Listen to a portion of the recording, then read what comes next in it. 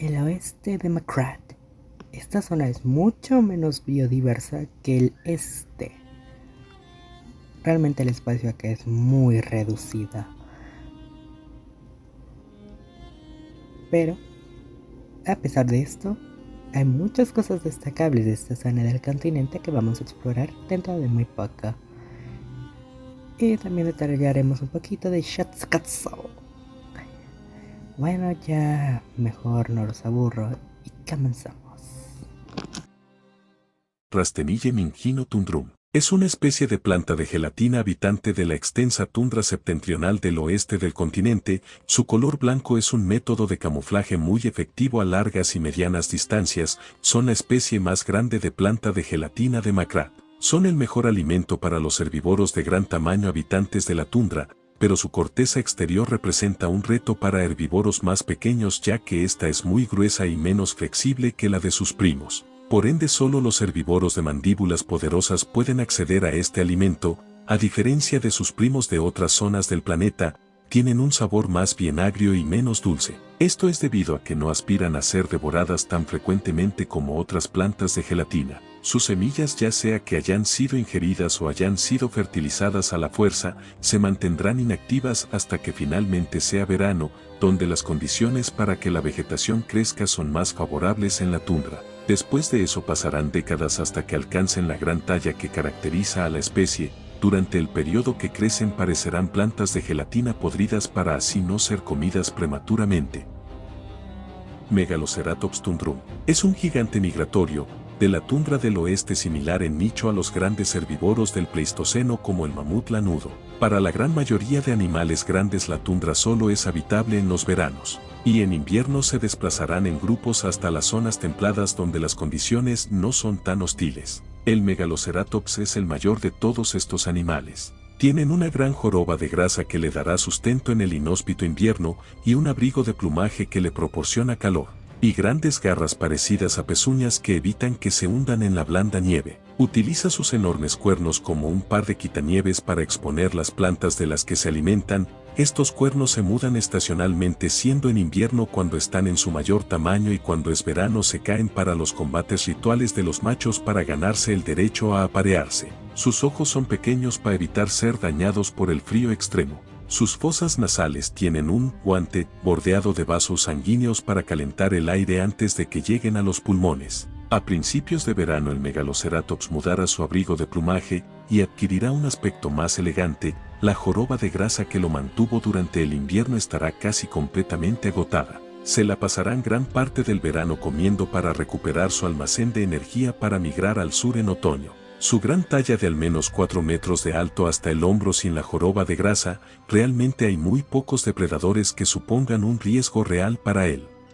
Bolsas de agua. Miden 1,5 metros sin contar la raíz, pero contando la raíz miden un total en promedio 2 metros, aunque algunos ejemplares con todo y su raíz miden hasta 8 metros. Su estilo de vida es uno bastante raro. Generalmente las plantas de gelatina prefieren crecer separadas unas de otras. Por eso cuando dos ejemplares de una misma planta de gelatina o de otras crecen muy cerca una de la otra empezarán a drenar los nutrientes del suelo para eliminar a su competidor. Mientras que esta especie crece en colonias, estas varían según la antigüedad de la colonia, pero se pueden identificar a los especímenes más jóvenes ya que estos están más al exterior y los ejemplares más viejos en el centro. Cuando la región de una bolsa de agua se queda sin tantos nutrientes para absorber, lo que hacen es aguar uno de sus hemisferios y que éste colapse esparciendo sus semillas. Y el individuo que brote absorberá los nutrientes de la periferia y los compartirá con la colonia mediante un sistema entrelazado de raíces que les permiten obtener recursos.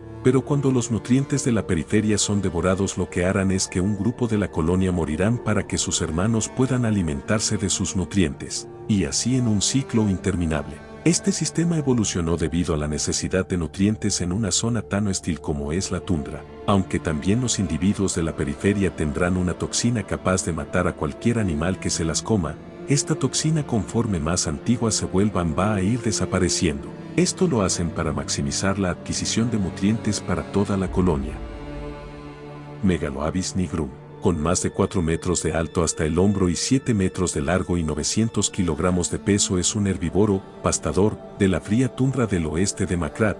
son un ejemplo de evolución convergente con los miembros de la familia Ptericinoavialidae. Han desarrollado unas garras medianamente grandes para excavar las raíces de las pocas plantas de la fría tundra, pero mayormente se la pasan pastando, migran de norte a sur según la temporada como muchos otros animales habitantes de las tundras. Estos animales son mayormente relajados y pacíficos, aunque a veces se ha registrado un comportamiento llamado cuervo asesino. Si encuentran un cadáver lo empezarán a comerse el cuerpo incluyendo los huesos, aunque este comportamiento no se limita al carroñerismo, sino que si ven a un animal débil o que eso suponga un gran reto, utilizarán su mandíbula y garras para matarlo.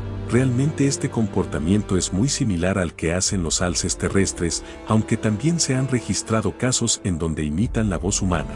Son entre las pocas especies que han demostrado lealtad hacia los humanos y son una muy buena mascota para el hogar.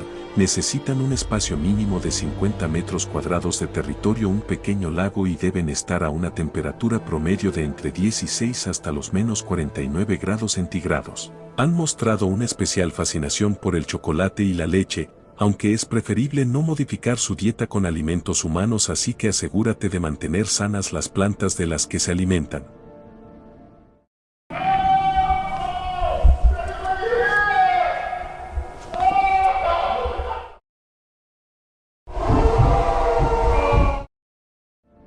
Megaloboa borealis. Es un herbívoro nativo de la tundra septentrional del oeste de Macrat, aunque el registro fósil indica que existieron también en el este. Se arrastran por el suelo, abriéndose paso por la espesa nieve gracias a su cabeza.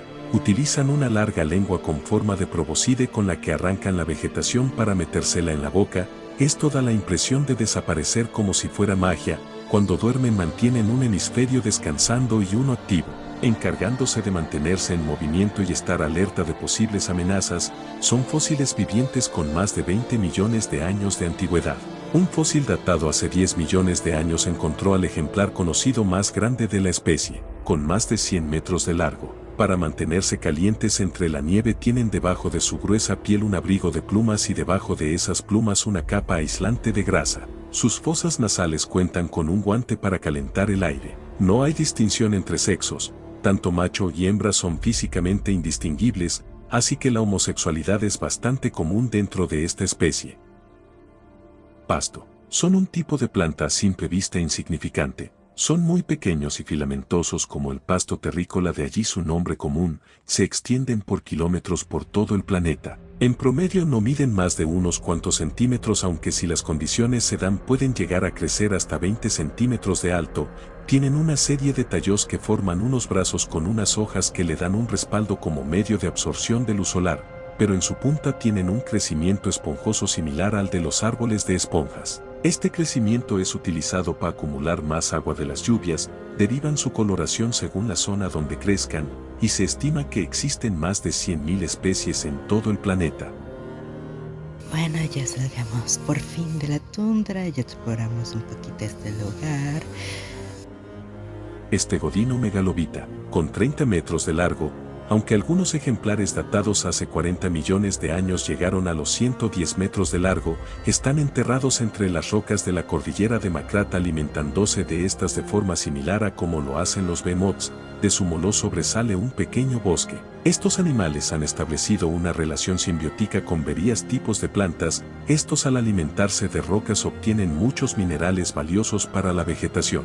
La relación simbiótica entre la vegetación que crece en los lomos de los estegodinos consiste en que los estegodinos obtendrán azúcares y carbohidratos y un refuerzo inmunológico por parte de la vegetación que crece en su espalda, y el estegonido les dará una zona adecuada para crecer en su lomo, con un tipo de tejido poroso derivante de la grasa lleno de minerales y con humedad para que las plantas crezcan. Los estegodinos muy pocas veces son activos y se mantienen enterrados consumiendo rocas. Únicamente romperán con su rutina, para hidratarse o para aparearse. De la cabeza de estos animales sobresale una estructura en forma de navaja. Esta estructura es muy electrosensible, permitiéndole escanear el perímetro. Esto lo utilizan para excavar, saber el estado de sus huéspedes y finalmente como un método para encontrar los lagos subterráneos dispersos por toda la cordillera y sus zonas circundantes. Los rituales de apareamiento de estos animales es muy extraña. Primero, de forma instintiva, los animales emergerán entre las rocas causando un leve temblor en las zonas cercanas. Después de esto, utilizando su electrolocalización, detectarán a posibles parejas o competidores. Después empezarán a hacer un tántico ultrasónico para atraer a una pareja. Una vez macho y hembra estén frente a frente, se podrán a prueba. Los dos examinarán de forma minuciosa el lomo del otro para ver la salud de este. Si el pequeño bosque se ve saludable, ya es una muy buena señal, y por último se dispondrán a pelear de forma breve, chocando de forma continua sus prolongaciones puntiagudas una contra la otra por más o menos 20 minutos. Si uno de los dos no soporta hasta los 20 minutos del combate, este será descartado al ver que es un eslabón débil. Pero en caso ambos hayan resistido, el macho se parará momentáneamente en sus dos patas traseras y utilizará su cola rígida como un pilar estructural. El macho dará suaves mordiscos al cuello de la hembra. La copulación será muy breve para evitar que uno de los dos salga lastimado, y también siendo muy cuidadosos para no dañar el pequeño bosque de ambos. La hembra estará gestando a su cría por 14 a 16 meses para que la cría nazca bien desarrollada. Esta especie tiene la particularidad de haber vuelto a evolucionar el equivalente al dedo gordo del pie, convirtiéndolo en un segundo pilar para sostener su enorme peso, especialmente cuando se paren en dos patas. Polydactylus smilobranchium es una especie perteneciente a la flora. Existen varias especies. Se cree que podrían existir más de 90.000 especies por todo el planeta.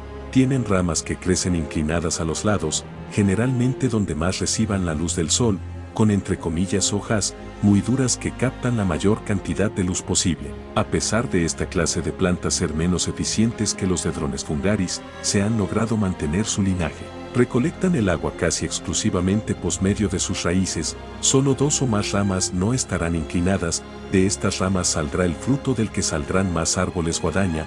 Cuando sea el momento indicado, el fruto maduro empezará a desplegar un olor muy atrayente para herbívoros de gran tamaño se coman el fruto. Dependen exclusivamente de que se coman el fruto maduro para que las semillas se fertilicen y así garantizar la descendencia. Aparte, hay que mencionar que los árboles guadañas son muy resistentes a cualquier cosa. Crecen 2 metros al día. Así que, si el bosque es arrasado, en unos días estos estarán joya. Chip nerfendos.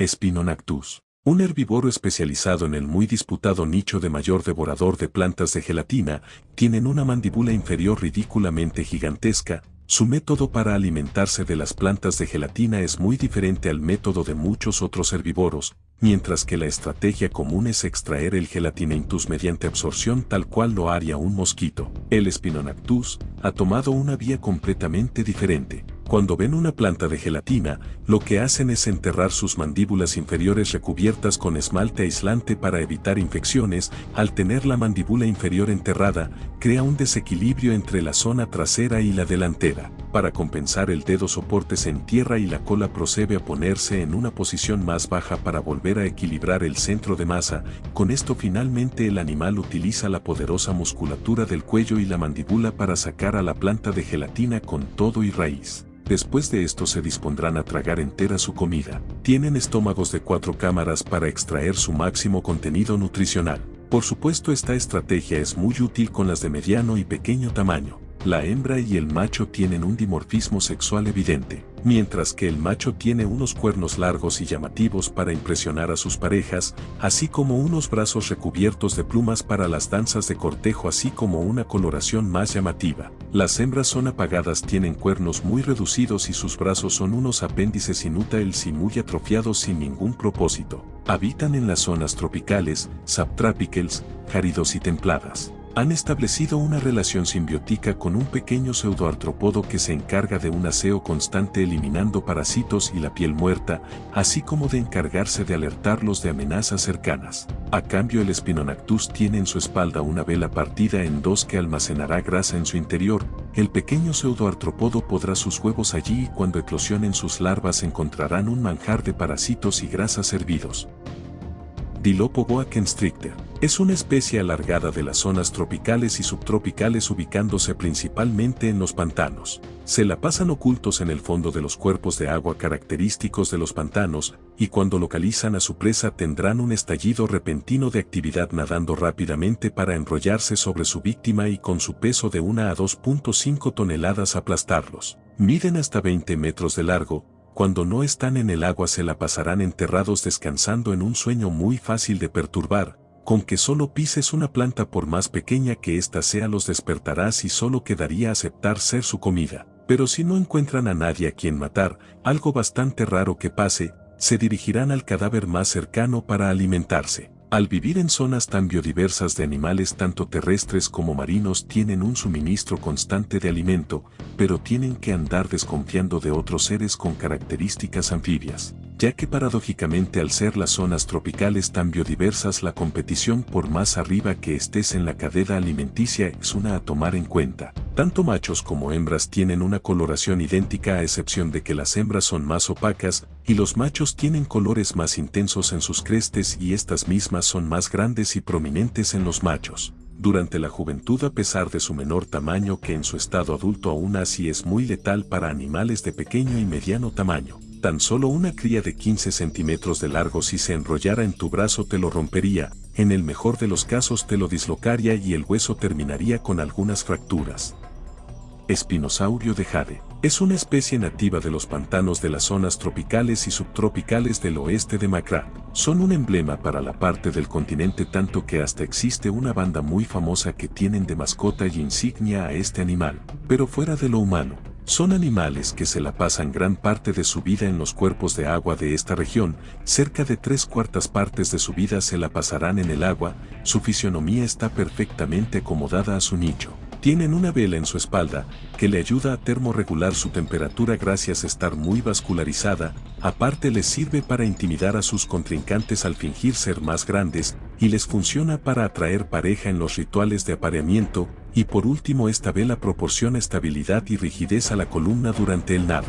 Su cola ha evolucionado convergentemente a la cola de los animales marinos. Su hocico alargado y estrecho está especializado para capturar y sostener a las escurridizas criaturas acuáticas, también cuentan en la punta alargada de su hocico junto con sus crestas. Miles de microreceptores extremadamente sensibles a cualquier perturbación en el agua, también detectan las señales eléctricas de sus presas. Si no están en el agua, estarán esperando como una cigüeña a que un animal acuático se acerque para atraparlo entre sus mandíbulas, aunque también pueden utilizar su vela para crear una pequeña sombra y atraer más fácil a algunos tipos de peces. Sus tonalidades les dan un estupendo camuflaje bajo el agua, lo que les ayuda a no ser percibidos con tanta facilidad. Son el mayor competidor para las Dilopo boas, llegándolas a matar hasta por deporte. Miden entre 16 hasta los 20 metros de largo y pesan entre 7 a 9 toneladas. El cántico de estos animales llega a ser descrito como uno realmente hermoso y hasta para algunas personas llegan a ser relajantes ciertos sonidos que crean. El Spinosaurus de Jade, junto a la cabeza de manopla roja y el Leviatán, son los animales más representativos del planeta y el espinosaurio de Jade se ha convertido en un icono para la cultura pop titano-terrana.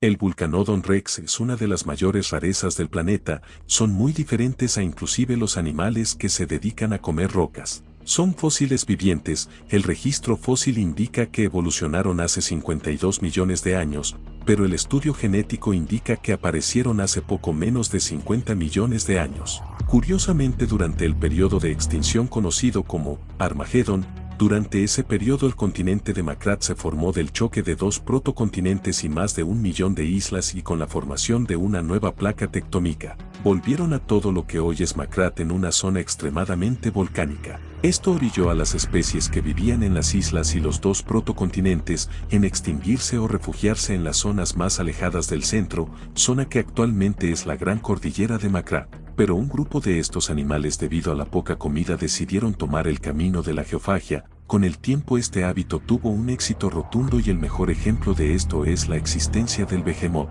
Pero dentro de estos animales surgieron los Vulcanodon rex. Estos desarrollaron la capacidad de secretar en su garganta y boca un compuesto cerámico en capas superpuestas que aíslan la boca de la lave y que así no haya daños a la hora de tragarla. Estos animales tienen un sistema digestivo similar al de los behemoths, pero con la diferencia de que los vulcanodontes absorben muchos más minerales y los desechan como rocas con minerales de menor intensidad, así que es posible una de las rocas que agarres haya sido defecada por un vulcanodon en el pasado. Oye, pero qué mierda, eso estuvo súper jodido. La piel de estos animales se compone de dos capas externas de piel.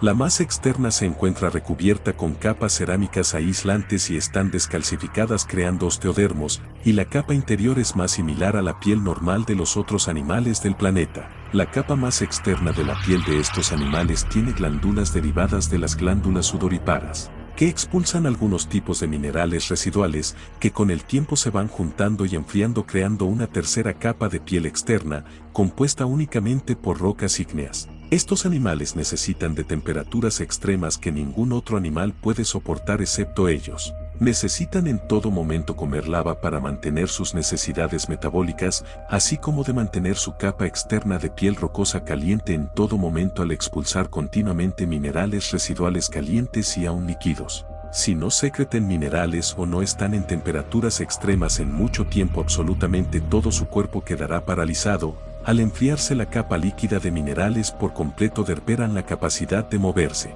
y al final morirían o sofocados o por inanición. Actualmente solo habitan en los volcanes y sus números son muy reducidos, y por todo el continente hasta por debajo del mar hay cadáveres enfriados de antiguos vulcanodones, tras el proceso de enfriamiento del continente al cual ellos inconscientemente aceleraron, lo que culminó con su casi total extinción. Esto también dio a luz una medida desesperada para sobrevivir. Los machos fueron erradicados y solo quedaron hembras hermafroditas que dan a luz a 3 crías casi al final de su vida.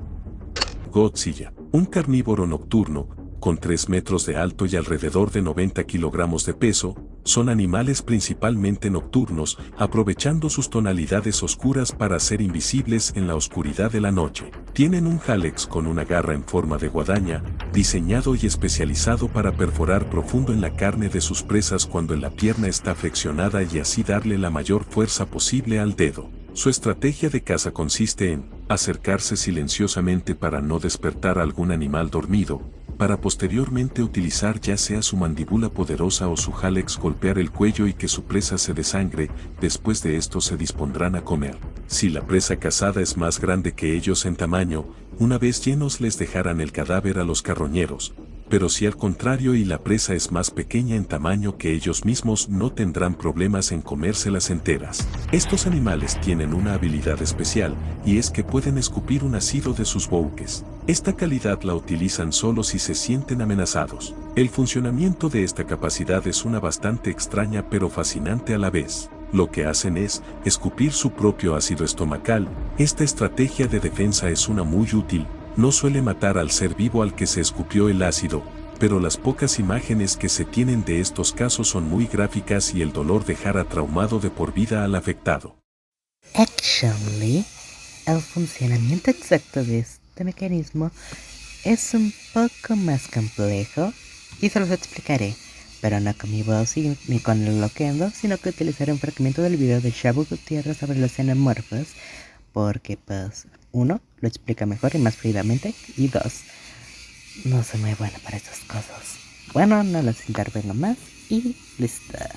La capacidad de producir, concentrar y controlar un ácido fuerte es algo que incluso el cuerpo humano puede hacer, pero antes de explicar cómo, es importante aclarar qué es un ácido. Un ácido es una sustancia que disuelta en agua libera hidrogeniones. Esta no es la única definición de ácido que existe y de hecho no es ni siquiera la más precisa, pero quedémonos con esta. Los hidrogeniones son iones de hidrógeno que adquieren carga positiva al perder un electrón. Ahora, el hidrógeno es el primer elemento de la tabla periódica y está formado por un único protón y un único electrón, por lo que si el hidrógeno pierde un electrón, a fines prácticos se convierte en un protón libre, y es por esto que, por lo menos en este contexto, es lo mismo decir protones que hidrogeniones. Para ilustrar esto tenemos al ácido clorhídrico, el mismo que produce el estómago. El ácido clorhídrico, al disolverse en agua, se disocia en un ion de cloro con carga negativa y en un hidrogenión, o sea, un protón con carga positiva. Por eso es que uno de los tratamientos para reducir la acidez estomacal son los inhibidores de la bomba de protones. Las bombas de protones son proteínas especiales ubicadas en la superficie de las células del estómago que se encargan de bombear protones o hidrogeniones para aumentar la acidez estomacal. Las células encargadas de la producción de ácido en el estómago son las células parietales u oxínticas, y el proceso mediante el cual estas células producen ácido clorhídrico, uno de los más fuertes que se conocen, es relativamente sencillo. Estas combinan en su interior agua y dióxido de carbono para formar ácido carbónico a través de una proteína llamada anidrasa carbónica. El ácido carbónico es un ácido débil que una célula puede producir sin correr ningún peligro. Lo que determina que un ácido sea débil o sea fuerte no es necesariamente la cantidad de protones liberados. El ácido clorhídrico solo puede liberar un protón, al igual que el ácido carbónico. La diferencia está en la llamada constante de disociación, o sea, qué tan fácilmente un ácido libera su protón cuando éste se diluye en agua. El ácido clorhídrico libera sus protones con gran facilidad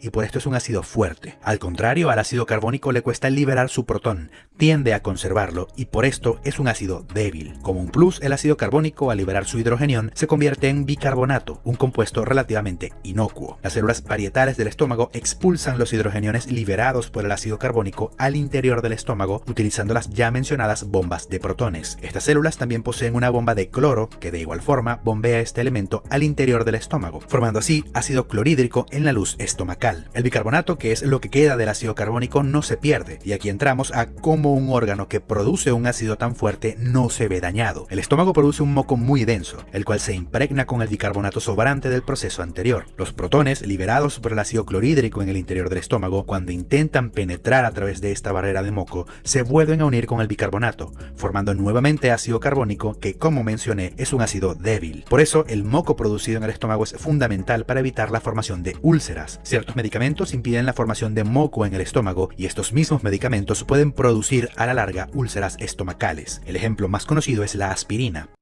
Todos los procesos anteriores son llevados en la boca de estos animales. Primero se debe transportar el ácido estomacal a la boca, donde será puesto en una cavidad especial en la lengua con su propia válvula de hidrogeniones de fácil separación, para luego ser disueltos en agua y ser escupidos por la lengua. Esto debe ser rápido para evitar daños al animal. Y créanme, es muy doloroso.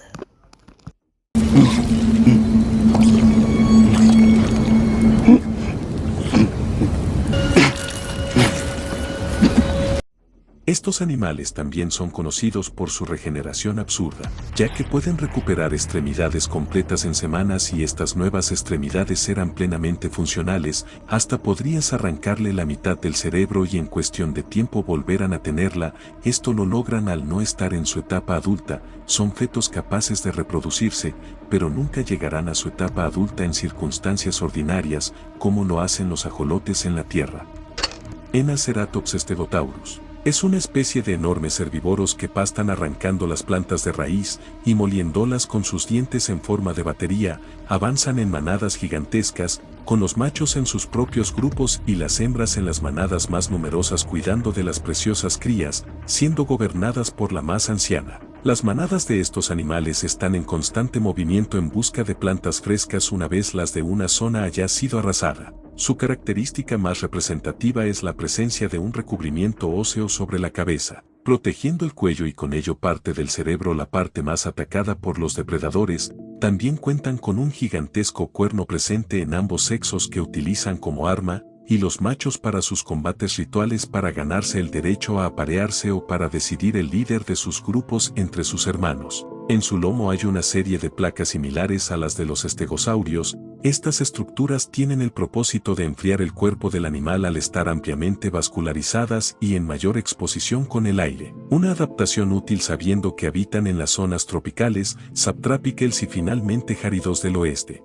Sus ojos son pequeños y realmente su visión es una muy mala. Si tuviera que ponerse en ejemplo, tienen una visión de 2 a 1,5 veces peor que la del ser humano. Esto parecería no tener sentido, ya que anatómicamente, su visión debería ser mejor que la del ser humano como la de gran parte de los grupos más derivados con la capacidad de ver, pero también resulta ser una desventaja ya que no podrían distinguir a los depredadores. Pero esta adaptación realmente es muy útil para no dañar sus ojos en los combates rituales y también surgió como una adaptación para no verse afectados por la dañina insolación en las zonas áridos. Su coloración rojiza es una ventaja al camuflarse entre la masiva vegetación de las zonas tropicales y en las zonas áridos desarrollan coloraciones más bien violetas. Tridesertum vita arena. Es un tipo de planta de gelatina exclusiva del desierto, únicamente crecen en las zonas cercanas a la gran cordillera de Macrat. Este tango de crecimiento tan específico tiene el propósito de absorber los minerales de la arena y las rocas de la cordillera, y también en esta zona se aguardan los extensos ríos subterráneos de la cordillera, repletos de agua, y para eso tienen una raíz con la capacidad de crecer hasta los 3 kilómetros para absorber el agua de esos ríos, y resultan una gran fuente de humedad y nutrientes para los herbívoros de la zona. Por el resto no se distinguen de sus otros primos en otras zonas del planeta. El gusano de sangre es un gran carnívoro de hasta 1 metro de largo. Se entierran profundo entre la arena del desierto, en madrigueras, en las zonas donde aún queda humedad de lluvias anteriores, o cerca a los ríos subterráneos. Se encuentran gran parte del tiempo en invernación llegando a durar en este estado décadas, incluso son probar un solo bocado de comida, únicamente saldrán de sus madrigueras durante las frías noches o durante las escasas lluvias, y durante este minúsculo lapso de tiempo donde saldrán, lo aprovecharán para aparearse, o para alimentarse. En las zonas cercanas a su territorio podrá sentir una leve estática significado de que el animal anda activo, ya que estos animales utilizando la fricción de su cuerpo con la arena para generar estática y así ellos poder dar descargas eléctricas a sus rivales o víctimas. Otra cualidad que tienen es que tienen un veneno necrótico, veneno que utilizan para advertir de su peligrosidad, aunque también lo utilizan para detectar a su víctima mordida ya que el olor de la carne en descomposición es muy evidente permitiéndole rastrear su comida, aunque también y de forma más sádica, aprovechan la leve ventana de tiempo que su víctima desperdicia para sufrir para poder matarlos rápidamente enrollándose y aplastando a su víctima, aunque generalmente no salen del hábito de carroñero. Árboles bañera. Son un tipo de dedrones fungaris especializados en captar la mayor cantidad de agua del suelo y las lluvias. Tienen crecimientos derribados de sus entre comillas ramas, que tienen una forma similar a barriles de agua. Estas estructuras son un complemento al crecimiento esponjoso de la cima, ya de por sí especializado en captar agua de la lluvia. Pero en el desierto el agua es escasa y muy valiosa para animales y plantas por igual, así que especializaciones como estas son muy beneficiosas. Para evitar que el agua se evapore prematuramente, secretan una sustancia aceitosa que recurrirá a la capa exterior sellando el agua, y después una colonia de microorganismos crecerá en el compuesto aceitoso alimentándose del mismo, para después crear una capa gelatinosa muy poco flexible capaz de resistir hasta un disparo de escopeta de 8 gall.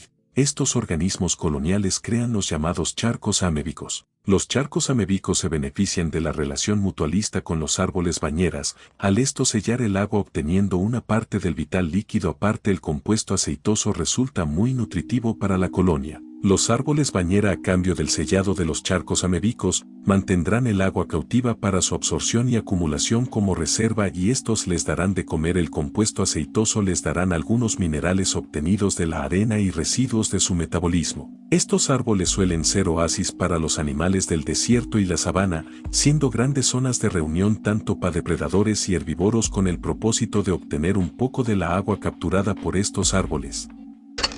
El Ambistoma desertusuchus. Es una especie anfibia nativa de las zonas áridas del oeste, viven en los pocos cuerpos de agua de la zona, son depredadores que esperan a que un animal se acerque a beber para después atraparlo y sacudirlo con sus mandíbulas. Miden 4 metros de largo, su recubrimiento genital está especializado para desollar a sus presas, aunque también presenta colores intensos variables según el espécimen, edad o salud del ejemplar. Se paran temporalmente en 2 patas para mostrar más a detalle su recubrimiento y así se noten los colores del mismo. Mientras más coloridos y intensos sean los colores del recubrimiento, las hembras se sentirán más atraídas, ya que el tener colores más intensos y en mayores cantidades, demuestra el éxito que tiene en su zona al permitirse tener esos colores. Durante la época de sequía estos animales se enterrarán medianamente profundo en la tierra y crearán un recubrimiento de barro, que contendrá agua en su interior, se mantendrán ocultos y sellados, consumiendo las reservas de grasa que tengan y hidratándose y humectándose con el agua que los recubrirá. Durante esta época serán muy susceptibles a otros depredadores, estarán en este estado hasta que finalmente la época de sequía acabe para finalmente salir de sus capullos de barro y salir al exterior aprovechando para alimentarse, aparearse y para finalmente prepararse para las siguientes sequías muy frecuentes en la zona donde viven. Son animales muy hostiles y territoriales hacia otros miembros de su especie. Encontrarse a un Desertusuchus con cicatrices es algo muy común. Salen esporádicamente a tierra para obtener calor, y que animales pequeños se coman su piel muerta y residuos de comidas anteriores. Quemelo negro. Es una especie nativa de los desiertos, son animales recubiertos de capas de grasa que le dan sustento en la hostil zona de la que son autóctonos, pueden perder el 60% de su peso corporal sin que represente un riesgo a corto plazo, comen las pocas plantas que hay en la zona, pueden aguantar hasta 3 meses sin tomar ni una gota de agua siempre y cuando tengan sus reservas, en las muy frecuentes tormentas de arena que suelen darse, tienen párpados pesados que los protegen de las condiciones del exterior. Junto a esta adaptación, tienen unos músculos que sellan las fosas nasales para evitar que la arena ingrese a las mismas, y gracias al sistema de sacos de aire presentes en el grupo de los exosaurios terópoda, pueden aguantar un tiempo sin recibir aire.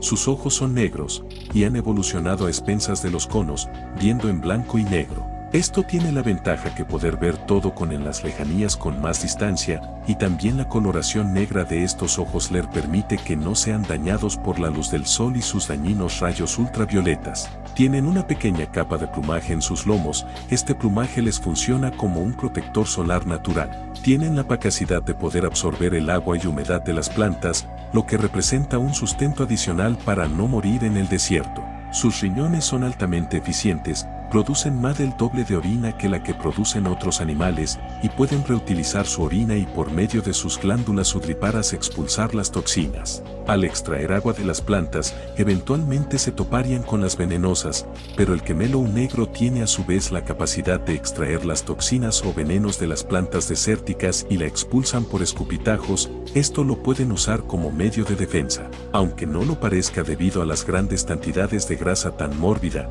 que cargan. Son capaces de saltar gracias a sus piernas. Esto le permite desplazarse rápidamente de zona en zona, pero con la desventaja de gastar mucha energía, así que solo saltan muy esporádicamente. El quemelo negro es un animal bastante social, viajando en manadas de hasta 20 ejemplares de todas las edades, y se les ha registrado un gran sentido de unidad, llegando a lamentar la muerte de alguno de sus compañeros. Avestruz saltarín. Es un herbívoro de las zonas áridas del oeste de Macra, saltando de un lugar a otro en busca de alimento. Sus patas son largas y con músculos muy poderosos capaces de dar saltos hasta de 2.5 veces el tamaño del animal. Los avestruces saltarines miden de 1.70 a 2 metros de alto y 4 metros de largo. Viajan en grupos de 12 individuos. Gran parte de los miembros del grupo son hembras o crías y cuentan con un único macho encargado de reproducción y la defensa en ciertos casos. El macho se distingue por una tenue franja amarilla en los costados y de su plumaje y por su recubrimiento genital. Este se compone de 2 unidades que se abren y cierran como si de una bow que se tirase. Al abrirse se despliega una membrana a cada extremo muy delgada. Resguardan en este recubrimiento un pene de 20 centímetros, y en casos excepcionales 47 centímetros de largo, si otro macho exiliado de su grupo o una cría alcanza su madurez sexual. Estos tendrán que pelear por el harem. Estas peleas siempre incluyen daños por parte de sus garras, mordiscos, patadas y lo más particular es que utilizaran sus recubrimientos genitales chocándolos y intentando con los mismos arrancarse o dañar lo máximo posible las banderas. Si uno de los machos logra arrancar o dañar severamente las banderas de su rival ganara. En los grupos de los avestruces saltarines, si se quedan en un lugar para alimentarse, siempre habrá 4 hembras que van a patrullar la zona, alertarán de amenazas cercanas al grupo. Hay más de 18 especies de este animal por la región árida. Big Rex, un gran depredador al acecho, su lomo morado lo camufla con las plantas de la zona, escabulléndose entre la maleza de forma sigilosa y imperceptible. Si un animal se descuida, el Big Rex aprovechará para salir de su escondite y utilizará su cabeza en forma de hacha para dar un mordisco que destrozará el cuello de su víctima.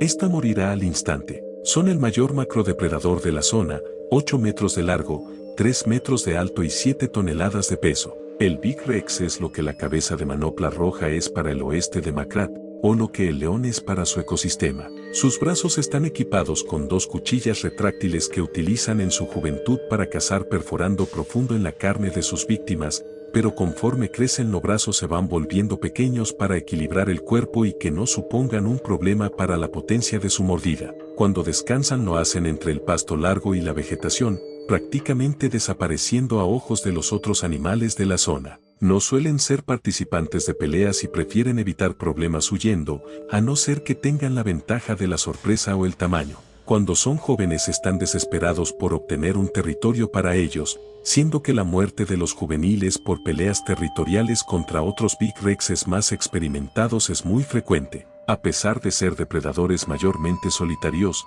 pueden formar grupos familiares maximizando sus probabilidades de una caza exitosa. Aunque esto más que un evento frecuente es un evento muy raro y hasta podría decirse que fortuito. Estos animales cuando nacen ya son autosuficientes, algo indispensable ya que las madres tienden a abandonar a sus crías, pero seguirán en grave peligro ya que son presas de otros depredadores y hasta de otros Big Rexes, siendo que los adultos al ver a crías de su propia especie suelen matarlas y comérselas para eliminar la competencia, y no les ayuda que instintivamente estén en la busca de un territorio propio. Y si alguien se pregunta cómo es el sonido de estos animales, pues...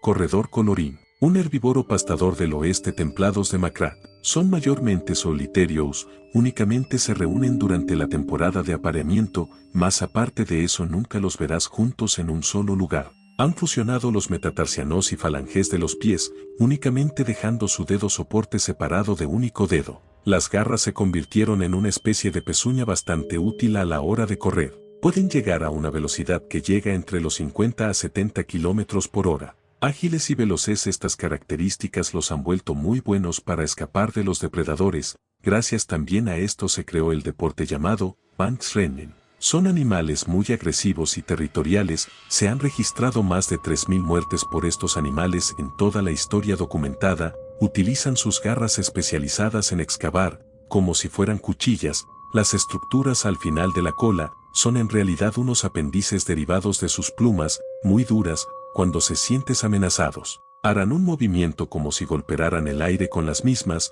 lo que impulsa estas cuchillas a sus enemigos. A pesar de ser mayormente herbívoros, si tienen carroña a su disposición, no les importará comer el cuerpo. Durante la temporada de apareamiento de estos animales, se componen de sinfonías de amenaza mientras utilizando sus crestes se golpearán uno contra el otro hasta que finalmente haya un perdedor. Sus crestes se caerán naturalmente y el suelo forestal se volverá silencioso una vez más.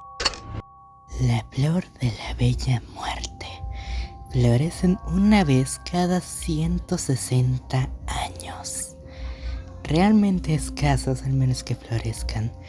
Puedes encontrarlas en la zona templada y tropical de Macrat, tanto en su oeste como en su oeste. Han obtenido su nombre por una característica que podría nombrarse como perturbadora. Cuando florecen, después de los 160 años, únicamente lo harán para frotar sus esporas. Drenarán todos los nutrientes y agua en un radio de 1 kilómetro a la redonda. Matarán todas las plantas, dejando únicamente la tierra infértil. Claramente esto supondría algo también malo para ellas, ya que al haber drenado todos los nutrientes de la tierra, ya tendrían que morir. Pero eso sería malo, ya que aún no soltarían la totalidad de sus esporas. Así que también desprenden un olor bastante atractivo, similar al chocolate. Este olor atraerá a herbívoros de todos los tamaños. Tienen raíces especializadas con una neurotoxina que paralizará y matará a su víctima en menos de 1 hora. Por supuesto, dependiendo del tamaño del animal. Esto les facilita volver a obtener nutrientes de la tierra en un lapso de 6 meses. Después de esos 6 meses, finalmente se marchitarán y morirán. Pero con una vez liberadas es más de 1 millón de esporas. Todas estas esporas se van a dispersar por el aire hasta llegar a los pulmones de algún desafortunado animal, donde allí, debido a sus condiciones húmedas, van a crecer, matando al animal lentamente, volviéndose un parásito, hasta que finalmente el animal muera, allí echando sus raíces, y finalmente esperarán 160 años para florecer. Baryonyx de frío, 5 metros de largo y poco más de 1,75 m de alto y 400 kilogramos. El Baryonyx de frío es un cazador en manada ocupando un nicho similar al del lobo en la tierra. Las hembras se encargan de criar y proteger a las crías, mientras que los machos se encargan de cazar utilizando su velocidad y grandes números para garantizar una caza exitosa. Tienen un alfa distinguido por ser un 30% más grande que el resto de la manada. Sus grupos suelen ser de entre 16 a 29 ejemplares, aunque este número es variable. Los machos de esta especie pueden utilizar su recubrimiento genital como un arma. Siendo utilizada para apuñalar a su presa, la someten en el suelo y gracias a su poderosa pelvis apuñalan a su víctima. Después se esconden acechando, a la espera que su víctima muera desangrada. También usan su recubrimiento para cortar la carroña o carne en pedazos más pequeños y digeribles. Esta adaptación no es ni mucho menos infrecuente, ha evolucionado bastante en los últimos 100 millones de años en el planeta. Son animales astutos. Son hostiles contra cualquier cosa que no pertenezca a su manada, pero una vez adiestrados son muy cariñosos, juguetones y muy leales. Gigantotaurus borax. Avanzan lentamente entre la maleza.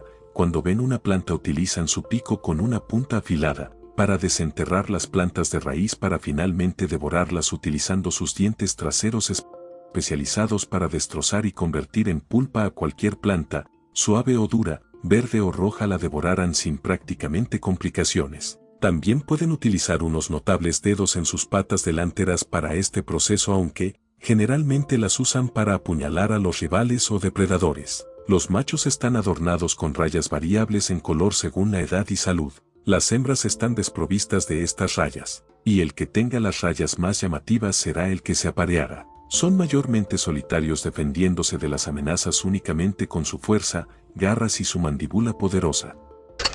Taurax. Con las dimensiones de un oso pardo y el peso de un gorila espalda plateada adulto, un depredador de acechar y correr, escabulléndose entre la maleza acechando a la espera de un descuido o que su presa ya no esté atenta al peligro. Con esto saldrán de su escondite, persiguiendo a su presa cuando finalmente la alcanzan. En el caso de las hembras someten a su presa para finalmente morder el cuello. Por otro lado, los machos con su presa sometida en el suelo utilizarán su recubrimiento genital como una navaja. Después de haber apuñalado a su presa, se irán fingiendo haber perdido el interés. Pero esto es una táctica para darles falsas esperanzas a su víctima que morirá poco tiempo después de haber sido apuñalado por la pérdida de sangre. El perpetrador que hasta ese momento había estado acosando a su moribunda comida saldrá de su escondite y a diferencia de otros depredadores con una estrategia de caza similar, no se comerán el cadáver en el acto. En lugar de esto, cargarán el cadáver en su espalda y la llevarán a su territorio, poniendo el cadáver en las ramas de un árbol para finalmente comérselo.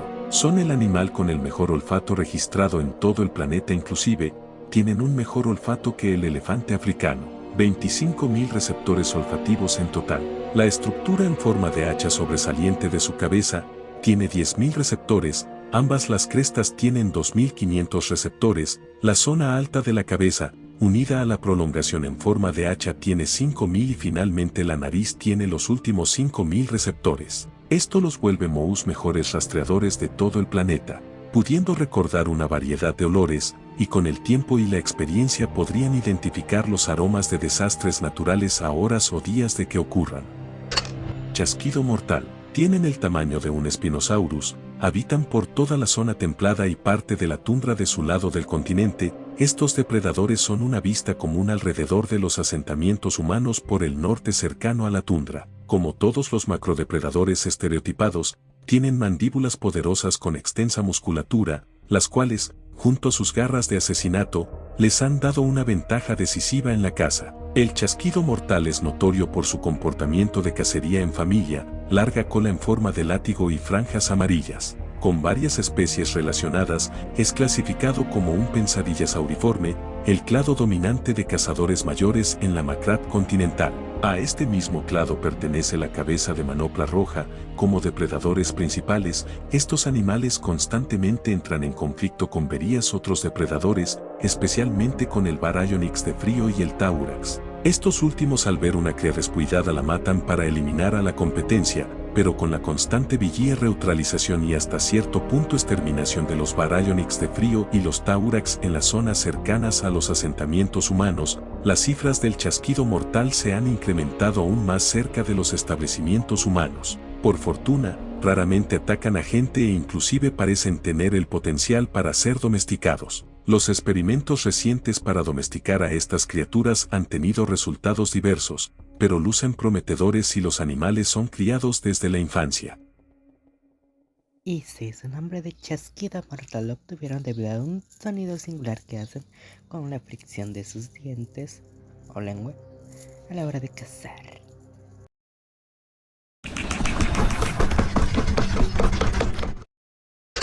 Dragón. Es una especie alada nativa del continente de Macrat.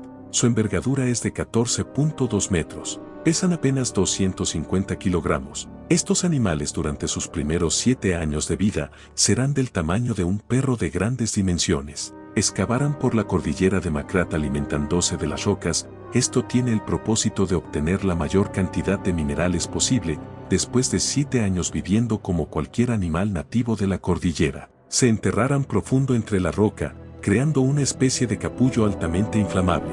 Estarán en este capullo más o menos un mes y saldrán del capullo durante alguna tormenta eléctrica. La mayor cantidad de oxígeno en el planeta ha permitido que los animales puedan crecer más, pero también propició el ambiente adecuado para que las tormentas eléctricas se den con más frecuencia y sean más duraderas. Esto lo utiliza el dragón. Cuando salen del capullo instintivamente saldrán al exterior y empezarán a volar. Los minerales que obtuvieron de las rocas durante sus 7 años de infancia son utilizados para reforzar las escamas y huesos, volviéndolo resistentes a los impactos directos de los rayos. Su piel está ampliamente impermeabilizada permitiéndoles absorber la energía de los rayos. Esta característica los vuelve únicos dentro de cualquier ecosistema conocido. Pueden vivir de 100 a 1000 años. Pueden vivir esta absurda cantidad de años, gracias a que invernan en la tundra congelados y en un profundo sueño. Sus órganos internos no reciben tanto daño ya que la energía eléctrica recolectada de los rayos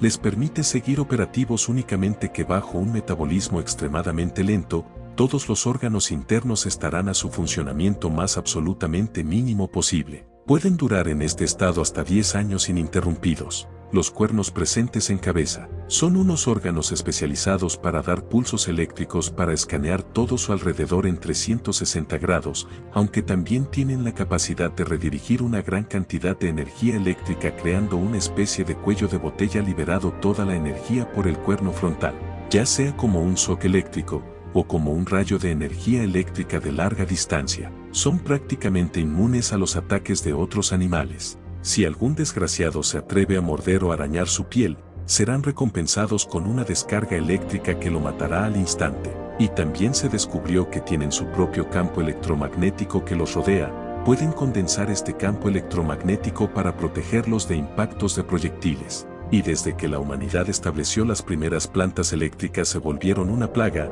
absorbiendo con su cuerno frontal electricidad de las plantas eléctricas a cantidades absurdas. Los cálculos y modelos virtuales han determinado que si concentrasen toda su energía en un solo punto, podrían hasta llegar a alcanzar la velocidad de la luz. Los órganos reproductores de estos animales son la parte más aislada de todo el cuerpo, estando extremadamente protegidos de las corrientes eléctricas para evitar que sufran daños. En el caso de los machos, su recubrimiento genital está completamente impermeabilizado y aislado, protegiendo al pene de posibles daños y la atrofia por la electricidad, aunque esta regla es omitida cuando invernan para que los órganos sexuales no se atrofien por el frío y la falta de uso, si dejaran que la electricidad los mantenga operativos aunque de forma extremadamente mínima. Esto mismo también se aplica con el sistema nervioso, estando inclusive aún más protegido de la electricidad que no sean señales producidas por el propio órgano, siendo que todos los entrelazados sistemas vinculados con el sistema nervioso están extremadamente protegidos de todo tipo de daño externo.